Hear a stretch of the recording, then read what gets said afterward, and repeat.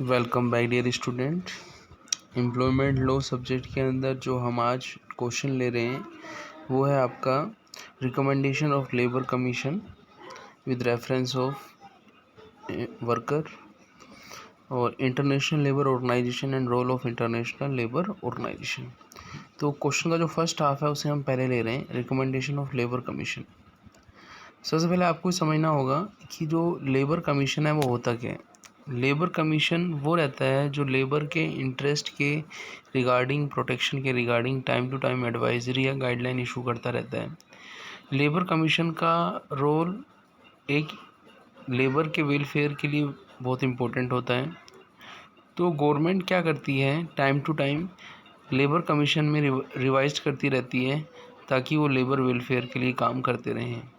यहाँ पे हम समझेंगे कि लेबर कमीशन ने क्या रिकमेंडेशंस दिए हैं। जैसे आप देखें, establish having a man power over a specified limit must provided for a canteen, की फैसिलिटी ऑफ कैंटीन होनी चाहिए। Other refreshment facility exclusively based on gender is provided. जैसे हम देखें तो मेल फीमेल जो हैं उनके लिए सेपरेट वॉशरूम या अदर जो फैसिलिटी हैं वो होनी चाहिए। To rope up in a local bodies NGO in creation of amenities, कुछ एम्यूनिटीज़ जैसे कॉमन मार्केट वगैरह भी एस्टेब्लिश करने चाहिए लोकल बॉडीज़ की हेल्प से। Irrespective of number of woman worker a creche should be provided, कि यदि वुमन वर्कर काम करने आ रही है और उसका छोटा बच्चा है तो उसके लिए क्रेज की व्यवस्था भी होनी चाहिए। फिर है deletion of employer liability act. Recommend जो किया था कि जो आपका डिलीटेशन ऑफ एम्प्लॉय लायबिलिटी है उसको रिमूव करना चाहिए। ये भी आपका लेबर वेलफेयर या लेबर कमीशन ने ही किया था। कमीशन है suggest the recommendation on social security. Social security के रिगार्डिंग भी वेज की सीलिंग, एम्प्लॉयमेंट, वेज को बढ़ाना, इन सब चीज़ों के लिए क्या किया था, रिकमेंड किया था सोशल सिक्योरिटी के लिए, वो भी लेबर कमीशन ने ही किया था। The term workman may be replace by the term employee. Labour commission से पहले हम वर्कर जो वर्ड यूज़ करते थे वो रिप्लेस हुआ अब एम्प्लॉय के नेम से। अब जो आपका वर्कमैन कंपनसेशन फंड है उसको अब हमने एम्प्लॉय कंपनसेशन बोला है। अब फिर है define to meet any person employed in any employment specified in schedule second. Schedule second ये बताता है कि कोई प्रोग्रेसिव या रेस्ट्रिक्टिव क्लोज है कि एम्प्लॉयमेंट किसी का होना है तो उस पर्सन का एम्प्लॉयमेंट भी होना चाहिए। फिर वर्कमैन कंपनसेशन जो एक्ट था, जैसा कि आपको पता ही है, वो एम्प्लॉय कंपनसेशन के अंदर कन्वर्ट हो गया था और कुछ सोशल सिक्योरिटी स्कीम जैसे सोशल इंश्योरेंस स्कीम भी इंट्रोड्यूस हुई थी। फिर management of ESI employ state insurance scheme भी मैनेज वर्कर वेलफेयर के सजेशन पर ही हुई थी। प्रोविडेंट फंड से रिलेटेड जो भी एप्लीकेशंस हैं, जो क्लासेस हैं, उन सब का time to time exemption limit, उन सब चीज़ों को वेलफेयर कमीशन के सजेशन पे ही काम किया गया था।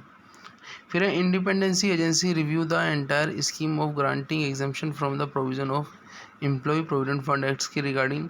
कोई एजेंसी है, कोई एंटायर स्कीम है, उसमें कोई एग्जाम्पशन चाहिए तो कोई ग्रांट चाहिए तो उसका प्रोविज़न भी लेबर वेलफेयर के सजेशन पे हुआ था। पेमेंट ऑफ ग्रेजुटी एक्ट भी integrated with the employ provident fund act. जो इन दोनों एक्ट का इंटीग्रेशन हुआ था वो भी लेबर वेलफेयर के कारण ही हुआ था। An unemployment insurance scheme could be play substantial role. National renewable fund was establish in February 1992 to provide a form of wage guarantee. Unemployment insurance के अंदर वेजेस गारंटी के लिए स्कीम लाई गई थी, वो भी सजेशन लेबर कमीशन का ही था।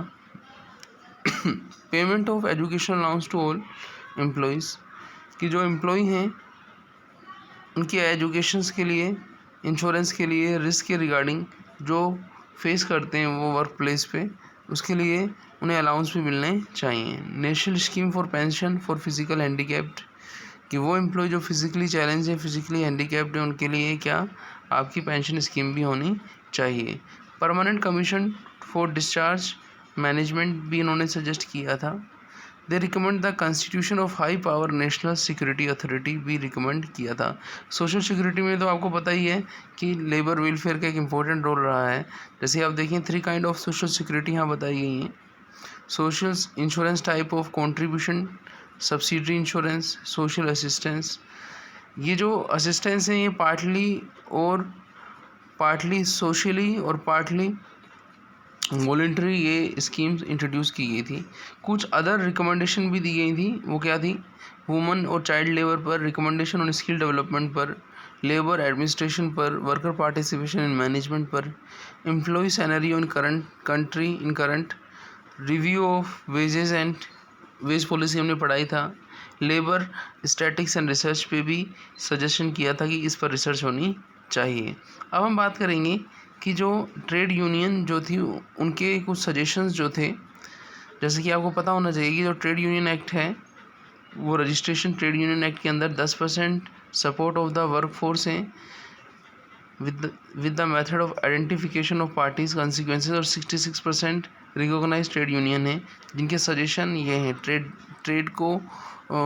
ट्रेड डिस्प्यूट जो इंडस्ट्रियल डिस्प्यूट होते हैं उनका सेटलमेंट करना, उनका ग्रेवियंस करना, मशीनरी को सेटअप करना, डिस्प्यूट को विद इन 3 हायरिंग क्या करना, डिसोल्व करना, गवर्नमेंट का इंटरफेस जो है उसको कम करके इंडिपेंडेंट बनना, self contain code procedure use में लेना, स्ट्राइक और लॉकआउट पर रिव्यू करना, सर्विस मेंटेनेंस एक्ट में संशोधन करना, हायर और फायर पॉलिसी क्या रहेगी उसके बारे में सजेशन देना, सोशल एक्सेप्टेबिलिटी किसके लिए जो कॉन्ट्रैक्ट सिस्टम ऑफ अपॉइंटमेंट है उसके रिगार्डिंग, और managing to decide the working forces section 9 के अंदर बताया था। ये कॉन्ट्रैक्ट लेबर जो था रेगुलेशन एबोलिशन एक्ट जो था 1970 उसका भी सजेशन था, और no contract labour should be deployed core function area, ये भी इनका ही सजेशन था। लास्ट सजेशन क्या था? Recommendation along with 7 draft bill so that the concern ministry should not sit over the drafting exercise, कि इन सभी पॉइंट्स को जो कमीशन है वो क्या करेगा, रिकमेंड करेगा, और उसकी ड्यूटी किसकी रहेगी? वो मिनिस्ट्री की ड्यूटी रहेगी उसको एनफोर्स कराने की। ये हमने फर्स्ट पार्ट पढ़ा था जो था अपना सजेशन ऑफ आपका लेबर वेलफेयर के रिगार्डिंग जो कमीशंस बने थे उनके जो सजेशन थे। अब पार्ट 2 में हम पढ़ रहे हैं इंटरनेशनल लेबर ऑर्गेनाइजेशन का रोल क्या है। सबसे पहले आपको ये बताना चाहिए कि जो ILO है वो एक यूनाइटेड नेशन की एजेंसी है जो डील करती है लेबर प्रॉब्लम से related, labour standard, social protection और work opportunity for all type of labour. In 1969 the organisation received the Nobel Peace Prize. 1969 में ILO को नोबेल पीस प्राइज़ भी मिला था। ILO ने रजिस्टर्ड किया है complaint against entity that are violating the international rules. जो इन्होंने गाइडलाइन बना रखी हैं उनको जो फॉलो नहीं करते उनके रिगार्डिंग इंटरनेशनल लेवल पर जो रूल्स बनाए हैं उनको इनसे फॉलो कराना। तो यदि वो नहीं फॉलो करते तो ILO ने रजिस्टर्ड की है कंप्लेन ऐसे कंट्रीज़ के अगेंस्ट। तो कहने का मतलब ये है कि जो ILO है वो एक गवर्निंग स्ट्रक्चर है जिसके अंदर 3 लेयर होती हैं। पहला होता है गवर्नमेंट, दूसरा होता है एम्प्लॉय और तीसरा होता है एम्प्लॉयर। और इन तीनों में जो रेशो रहता है, जो गवर्नमेंट का रेशो रहता है 2, जो एम्प्लॉय का रहता है 1 और जो एम्प्लॉयर रहता है उसका 1 रहता है। तो ये जो मैं आपके सामने ये जो रेशो बता रहा हूँ ये रेशो किसका है कि जब हम ILO के अंदर ऑर्गेनाइजेशन स्ट्रक्चर देखते हैं तो उसमें इस बेस पर अपॉइंटमेंट किया जाता है। गवर्निंग बॉडी की हम यदि बात करें ILO कैसे गवर्न करता है, ILO का जो जर्नल फ्रॉम 1999 से 2012 तक जो था वो जुआन सोमाविया थे जो उनको कंट्रोल कर रहे थे। फिर उसके बाद गे राइंडर ने उनको रिप्लेस किया। इस गवर्निंग बॉडी में टोटल 28 रिप्रेजेंटेटिव हैं और ये जो रिप्रेजेंटेटिव हैं इनका रोटेशन होता रहता है आफ्टर एवरी 3 years। ILO क्या करता है, एवरी ईयर जिनेवा में इंटरनेशनल लेबर कॉन्फ्रेंस रखता है जिसमें सबको आना होता है और अपने सजेशन और अपनी प्रॉब्लम बतानी होती हैं जो लेबर के रिगार्डिंग हैं। अब ये जो कंट्री रहती हैं, इनके जो मेंबर रहते हैं 4 रिप्रेजेंटेटिव कॉन्फ्रेंस में जो आते हैं, 2 तो गवर्नमेंट डेलीगेट से आते हैं और एक एम्प्लॉय से आता है और एक वर्कर के या एम्प्लॉय के थ्रू आता है, क्योंकि इसमें सबकी बातों को सुना जाता है, ध्यान में रखा जाता है, फिर आगे का जो है आपका ड्राफ्ट तैयार किया जाता है। जो वर्कर डेलीगेट होते हैं वो वोटिंग भी करते हैं, एम्प्लॉय डेलीगेट और गवर्नमेंट डेलीगेट भी वोटिंग करते हैं। उस वोटिंग के बेस पर हम क्या करते हैं, वो जो प्रपोज़ल है उसको एक्सेप्ट या रेक्टिफाइड किया जाता है। अब हम बात करें कि ILO जो है उसके जो मेंबर हैं उनका ऑब्लिगेशन है किसके against, toward the work regarding welfare social security of the employ. Membership की बात करें तो ILO के जो मेंबर 2016 में थे वो 187 थे और मेंबर्स के बेसिस पर ILO जो है UN की यूनाइटेड नेशन स्टेट्स की जो मेंबरशिप है उसमें 193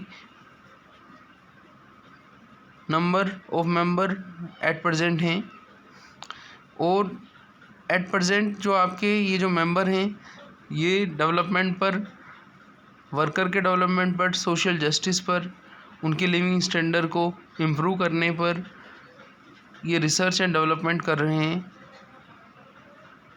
और इनका जो पर्पस है वो वही है कि जो वर्कर्स हैं वो क्या रहें, ऑर्गेनाइजेशन के साथ जुड़े रहें और अपनी प्रॉब्लम्स को सामने रखें और उन प्रॉब्लम्स और डिस्प्यूट का टाइमली क्या हो, सॉल्यूशन भी हो। जो रिकमेंड्स किया है, 3 टास्क रिकमेंड किए हैं ILO ने। First of which is the adoption of international labour standard. International labour standard को यहाँ इन्होंने कन्वेंशन और रिकमेंडेशंस बोला है। जो मेंबर्स कंट्री हैं वो अपने कंट्री के अंदर क्या करते हैं, इन्हें इम्प्लीमेंट कराते हैं। फिर कन्वेंशन एंड रिकमेंडेशन में गाइडलाइन ऑन चाइल्ड लेबर दिया है, प्रोटेक्शन ऑफ वुमन वर्कर दिया है, वर्किंग आवर्स के बारे में बताया है, रेस्ट या हॉलीडेज़ या ट्रेनिंग या सोशल सिक्योरिटी, हेल्थ या सेफ्टी, इन सब चीज़ों के बारे में यहाँ पे डिस्कस किया है। कहने का मतलब ये है कुल मिला के कि जो ILO का ऑब्जेक्ट है वो क्या है कि ह्यूमन के जो बेसिक राइट्स हैं वो उसको मिलने चाहिए। उनको बेसिक राइट यदि उनको नहीं मिलेंगे तो उस ऑर्गेनाइजेशन के अगेंस्ट क्या की जाएगी, उनके मेंबर्स को ILO की मेंबरशिप में से बाहर कर दिया जाएगा। जो ILO है उसने लॉन्च किया था वर्ल्ड एम्प्लॉयमेंट प्रोग्राम, जिसका पर्पस क्या था, providing employment and training opportunities, वहाँ प्रोवाइड कराना जहाँ पे इसकी कमी है। तो ये जो वर्ल्ड एम्प्लॉयमेंट प्रोग्राम था ये यूनाइटेड नेशन का 2nd डेवलपमेंट डिकेड का ये प्रोग्राम था, जिसमें लगभग 900 ILO एक्सपर्ट थे और 300 टेक्निकल कोऑपरेट प्रोजेक्ट्स थे ओवर 100 कंट्रीज़। तो ILO का बहुत इम्पोर्टेंट रोल है लेबर के वेलफेयर में। वो टाइम टू टाइम रिकमेंड करता है, सजेस्ट करता है कि लेबर के रिगार्डिंग मेंबर्स कंट्रीज़ को क्या क्या एफर्ट करने चाहिए। तो ILO एक गवर्निंग बॉडी जो है वो इंटरनेशनल लेबर पर लेबर के कंट्रोल के लिए रिस्पॉन्सिबल है। थैंक्स।